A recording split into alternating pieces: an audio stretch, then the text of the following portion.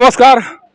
सावन के महीने में माँ ताराचंडी धाम पर पूजा अर्चना करने के लिए बड़ी संख्या में श्रद्धालु यहाँ आते हैं, जिनमें भारत के कई भागों से लेकर स्थानीय स्तर के श्रद्धालु शामिल होते हैं। जो श्रद्धालु हैं वो उनके मन में आते समय तो खुशी है, लेकिन जब जा रहे हैं तो उनके मन में एक गम और एक दुख साथ जा रहा है, जिसके कारण से लगातार उनके स्तर से कहा जा रहा है कि सासाराम का ताराचंडी धाम अब चोरों का अड्डा बन चुका है और वहाँ जाना खतरे से खाली नहीं है। सासाराम की घटनाओं को आप याद करेंगे तो सासाराम शहर में प्रत्येक दिन बाइक की चोरी होती है और उन चोरों का हौसला इतना बढ़ चुका है कि अब वो धार्मिक स्थल को भी निशाना बनाना शुरू कर चुके हैं। उन्हें इस बात से कोई लेना देना नहीं है कि कोई भक्त यहाँ पर दर्शन पूजन करने के लिए आता है, एक आस्था को लेकर आता है, लेकिन उनके बाइक को भी यहाँ से ले जाने में चोर थोड़ा भी संकोच नहीं करते हैं। और यही कारण है कि ये सिलसिला जैसे ही सावन का महीना शुरू होता है उसके बाद से चोरों का जो आतंक है वो भी बढ़ जाता है। और बताया जा रहा है कि आज भी ताराचंडी धाम पर से एक बाइक की चोरी हुई है और ये जो चोरी का सिलसिला है वो लगातार सावन भर चलता रहेगा।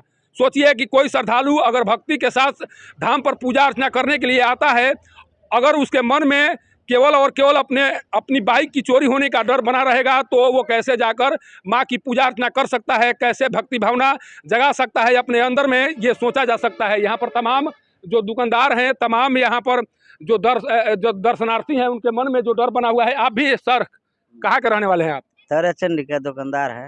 अच्छा, एक चीज बताइए, ये कहा जा रहा है कि यहाँ बाइक की चोरी हो रही है खूब, क्या इसमें सच्चाई क्या है?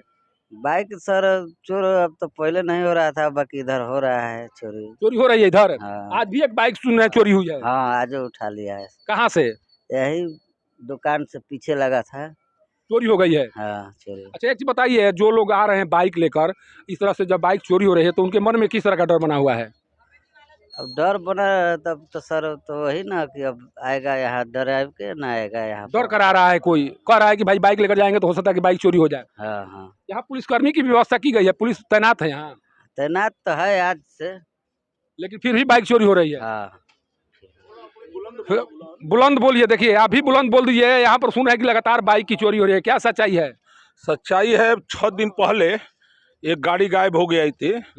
आज लगभग 11 बजे एक गाड़ी वहाँ पर से गायब हो गई। ये रोज 10 दिन 5 दिन पर यहाँ से रोज गाड़ी गायब होती है। एक दिन 4 दिन पहले यहीं पर से एक गाड़ी उठा कर ले गया सब। कहा जान कौन गेम है पता ही नहीं चल रहा है। प्रशासन के रहते हुए ये सब खेला हो रही है, रोज हो रहा है।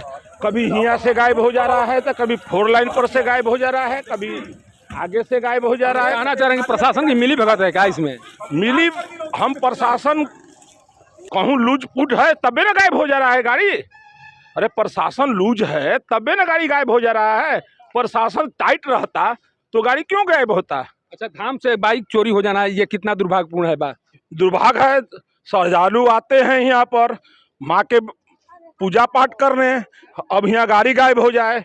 आज किसकी गाड़ी गायब हुई है, उसकी औरत कह रही थी, एक उनकी वाइफ थी, कह रही थी हम लोग कितने दिन से ताराचंदी आने का सोच रहे थे, इनको हम जिद करके लाए। आज ऐसा हो गया, वो कर्म पीट रही थी हम लोग के सामने। अब मर्दाना अपनी औरत को दोष रही थी, तुम ताराचंदी कहीं जाने के लिए गाड़ी गायब हो गया, यही तो बात है। अच्छा, ये कहा यह भी जा रहा है कि धाम के इर्द गिर्द शराब भी बेचे जा रहे हैं, इसमें भी कुछ सच्चाई है? अगल बगल भाई तो सुनबे कर रहे हैं, ऊपर में नीचे में बिकबे करता है। शराब बिक रहा है? हाँ बिकता है सर। मैंने आपको पता है? हम सुनते हैं अगल बगल बिकता है दारू। तो अब बिहार में तो शराबबंदी है। शराबबंदी है, नीतीश जी का शराबबंदी है, उनका कामयाब नहीं है शराबबंदी। रोज शराब पूरे हमारे जिला में रोहतास में रोज 10 गो पकड़ा रहे हैं, दारू बेचने वाला पकड़ा रहा है, तब वो सरकार कुछ नहीं कर रही है। तो एक चीज़ बताइए कि धाम के इर्द गिर्द अगर शराब बेचा जा रहा है तो कहीं ना कहीं एक तरह से धार्मिक भावनाओं को ठेस पहुंचाया जा रहा है, ऐसा माना जाए? सही बात है, ठेस पहुँच ही रहा है। अगल बगल मीट मछली भी बिकता है, भी ठेस पहुँच रहा है, ऐसा बात नहीं है। नीतीश कुमार जी, आप सुनिए और समझिए कि किस तरह से आपके राज्य में धार्मिक भावनाओं को आहत किया जा रहा है। एक तो चोर आतंक फैलाकर चोरी करके बाइक को ले जा रहे हैं, दूसरी तरफ धाम के इर्द गिर्द बड़े पैमाने पर शराब की बिक्री हो रही है, जैसा कि इनके द्वारा कहा जा रहा है। सोचिए कि इस क्षेत्र में दरिगांव थाना के ऊपर जिम्मेवारी दी गई है कि ताराचंडी धाम पर जो सुरक्षा व्यवस्था है उसे पुख्ता किया जाए। उत्पाद विभाग के ऊपर जिम्मेवारी दी गई है कि शराब में, शहर में या धाम के इर्द गिर्द शराब न बेचा जाए। लेकिन जिस तरह से शराब बेचे जाने की बात यहाँ पर आ रही है, उससे साफ लग रहा है कि धाम को एक तरह से अपवित्र करने का पूरा प्लान प्रशासन के स्तर से तैयार कर लिया गया है, जिसका असर कहीं ना कहीं धाम के ऊपर दिखाई पड़ रहा है। सोचिए कि धाम के इर्द गिर्द अगर शराब बेचे जाएंगे तो शराब के नशे में चोरी की घटनाओं को अंजाम नहीं दिया जाएगा तो क्या होगा। यहाँ पर बड़ी संख्या में महिलाएं पूजा अर्चना करने के लिए आती हैं। अब जब कोई शराब के नशे में होगा तो उन महिलाओं के साथ किस तरह का व्यवहार करेगा, इसे सोचा और समझा जा सकता है। आखिर दरिगांव थाना के पुलिस के स्तर से क्या कुछ किया जा रहा है, उत्पाद विभाग के स्तर से क्या कुछ किया जा रहा है, जब धाम के इर्द गिर्द बड़े पैमाने पर शराब की बिक्री हो रही है, लोग शराब का सेवन कर रहे हैं, बाइक की चोरी हो रही है, श्रद्धालुओं की भावनाओं को ठेस पहुंचाया जा रहा है, तो फिर प्रशासन का मतलब क्या है, पुलिस का मतलब क्या है। आखिर पुलिस को क्यों यहाँ पर तैनात किया गया है? केवल इसलिए कि खाकी वर्दी में ये दिखे कि यहाँ पर पुलिसकर्मी तैनात हैं। इसके बावजूद अगर चोर पुलिसकर्मी के बगल से बाइक को उठा कर ले जाते हैं तो ये क्यों ना कहा जाए कि प्रशासन और पुलिसकर्मी के मिली भगत के कारण चोर यहाँ पर सक्रिय हैं और उनके सह पर ही यहाँ पर चोरी की घटनाओं को अंजाम दिया जा रहा है।